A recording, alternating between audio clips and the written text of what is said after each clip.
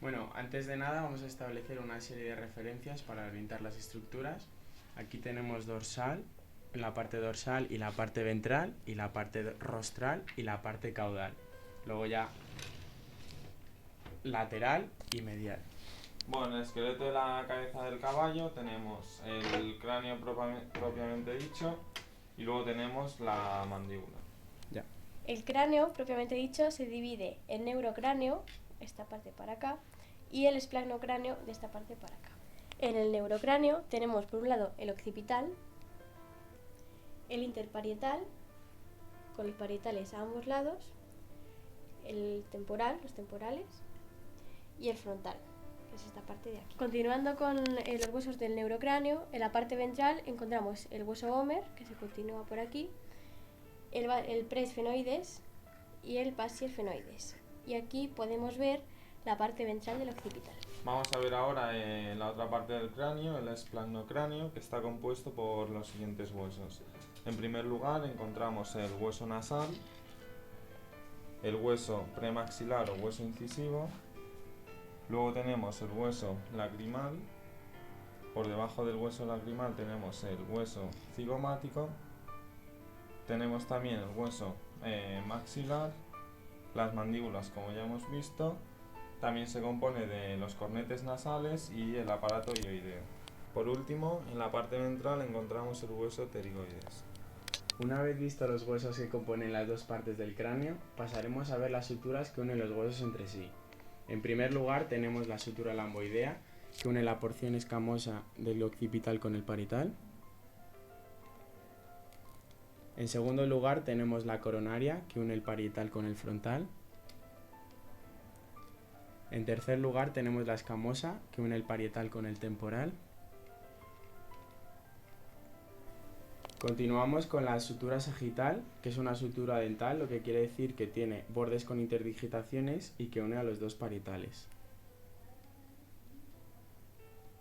Después tenemos la sutura interfrontal, que une a los dos frontales.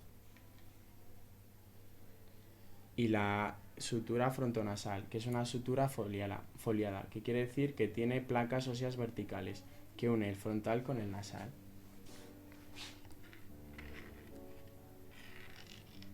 Y ya por último, la internasal, que es una sutura plana, es decir, con bordes rectos, que une los dos huesos nasales. En cuanto a los detalles anatómicos del cráneo, en la cara dorsal tenemos en dirección caudorostral la protuberancia occipital externa, la cresta nucal, la cresta sagital externa, que se bifurca en las líneas temporales, la apófisis cigomática del hueso frontal y el orificio supraorbitario. Las peculiaridades de los bóvidos son la línea nucal, semejante a la cresta nucal, y la apófisis cornual. La región facial o nasal está constituida por los huesos nasales y por los huesos incisivos o premaxilares. En cuanto a los detalles anatómicos, distinguimos la incisura nasoincisiva, cerrada por cartílagos nasales en el animal vivo, una abertura nasal ósea y el canal intercisivo, que es el punto de unión de los huesos incisivos. En la cara lateral podemos observar la fosa temporal con la cresta temporal, el arco cigomático, que incluye la apófisis cigomática del hueso temporal, la apófisis cigomática del hueso maxilar, la apófisis temporal del hueso cigomático y la apófisis cigomática del hueso frontal. Desde una visión caudolateral observamos el tubérculo articular, la fosa mandibular, la apófisis retroarticular y el orificio retroarticular caudal a la apófisis. En la región craneana, ventralmente, podemos encontrar la porción timpánica del hueso temporal y la petrosa. En la timpánica podemos ver el meato acústico externo, la bulla timpánica y la apófisis muscular. En la porción petrosa del hueso temporal encontramos la apófisis mastoidea, el orificio mastoideo, la apófisis estiloides que no existe ni en carnívoros ni en suidos, es solo un área rugosa, y el orificio estilomastoideo. En cuanto a la región facial, en la región de la órbita podemos considerar bordes de la órbita con el agujero supraorbitario en equidós y las paredes de la órbita medial, lateral, ventral y dorsal.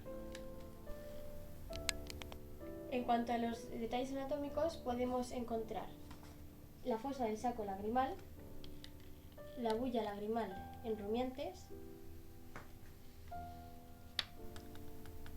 En cuanto a los orificios, podemos encontrar el orificio etmoidal, marcado en amarillo, el orificio óptico,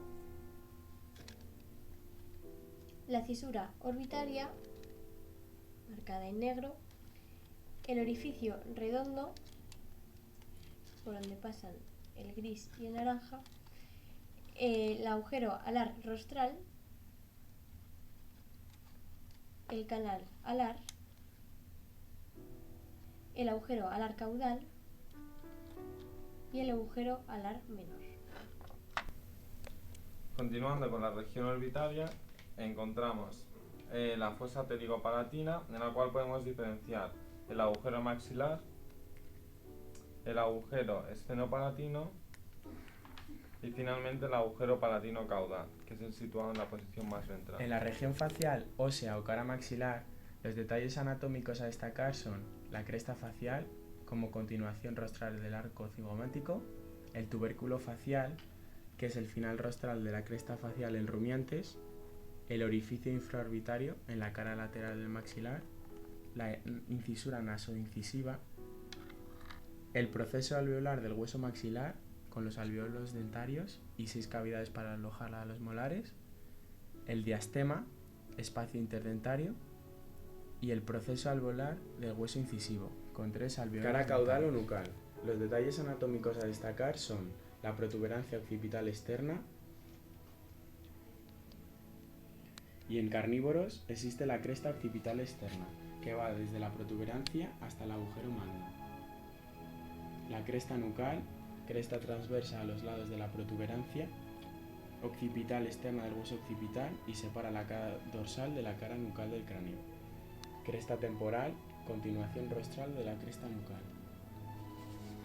Agujero magno en la base de la cara nucal y en el hueso occipital. Cóndilos occipitales, apófisis paracondiliares o yugulares, y en carnívoros, tubérculos nucales, en los bordos dorsolaterales del agujero magno. Cara ventral, región craneana.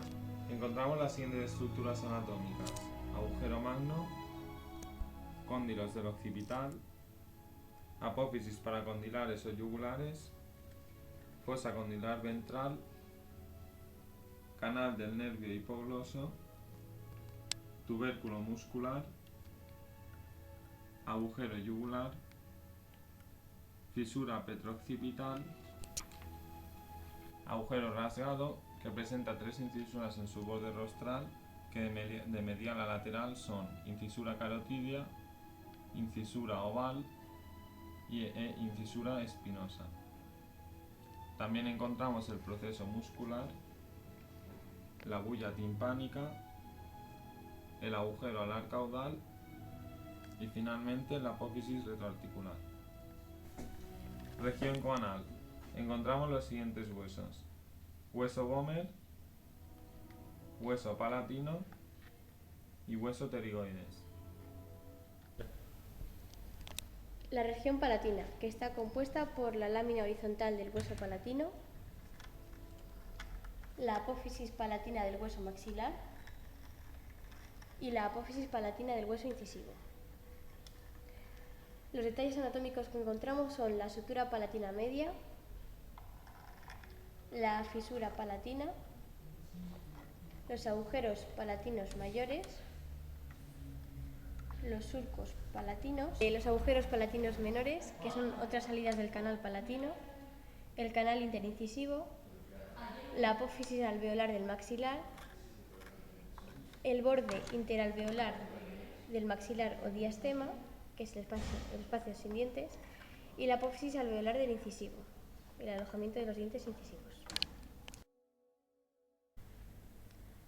En la fosa craneana rostral podemos encontrar la lámina cribosa del etmoides, la cresta de gallo, que es esta parte de aquí, con las fosas etmoidales a ambos lados, los canales ópticos, el surco del quiasma óptico, los orificios etmoidales, aquí, y el cuerpo y las alas del preesfenoides, que podemos observarlas con mayor claridad aquí. Fosa craneana media. Su base ósea es el basiosfenoides. Los detalles anatómicos a destacar son la fosa hipofisaria,